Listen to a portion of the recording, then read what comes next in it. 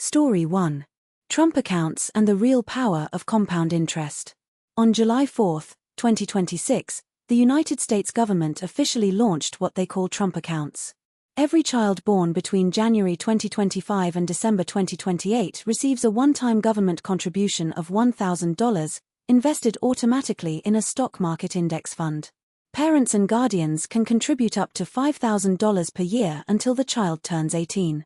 Now here is where it gets interesting from a finance perspective.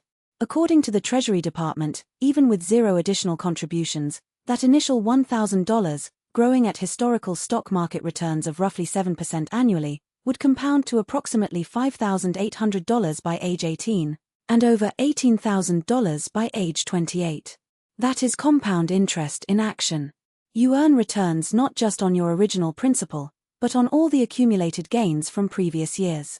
The Rule of 72 tells us that at 7% annual returns, your money doubles roughly every 10 years. So $1,000 becomes $2,000, then $4,000, then $8,000, without adding a single penny more. This is why financial educators consistently say the single most important factor in investing is not how much you invest, but how early you start. Trump Accounts now also include 15 interactive financial education modules for parents and children, introducing concepts like saving, investing, and compound growth. It is one of the largest-scale financial literacy experiments ever attempted by a government. Story 2. AI in Education, the 2026 Reality. A major global survey from the Digital Education Council found that only 15% of students say AI is integrated into many of their courses, while 43% say they have not experienced any AI in their education at all. Meanwhile, UNESCO reported that 1 in 4 universities has already encountered ethical issues linked to AI, ranging from student over-reliance on tools like ChatGPT, to questions about authorship and academic integrity. A meta-analysis published in Nature found something even more striking. When students used generative AI assistants for learning tasks, their learning efficiency actually dropped by 25%. The researchers suggest that when AI does the cognitive heavy lifting, students miss out on the productive struggle that builds genuine understanding. On the policy side, 2026 has seen a wave of state legislation in the US aimed at regulating AI in education. Common themes include limiting high-stakes AI use, increasing oversight for student data, and requiring clear institutional policies. 81% of educators say they lack the time to develop an AI training curriculum, and 75% say they lack the knowledge to do so.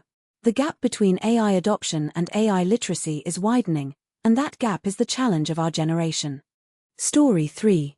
Universities are training the next generation of AI ethicists. Across the United States and globally, colleges are rapidly expanding courses and degree programs focused on AI ethics. Students are learning to identify when artificial intelligence is biased, when it threatens privacy, and when it is simply making wrong decisions at scale.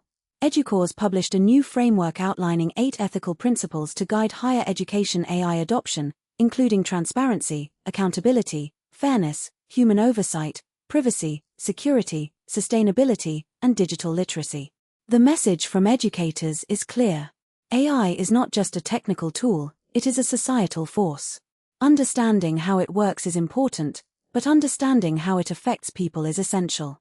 If you are a student wondering what skills will matter in the next decade, AI ethics is one of the fastest growing fields, and it sits at the intersection of computer science, philosophy, law, and public policy.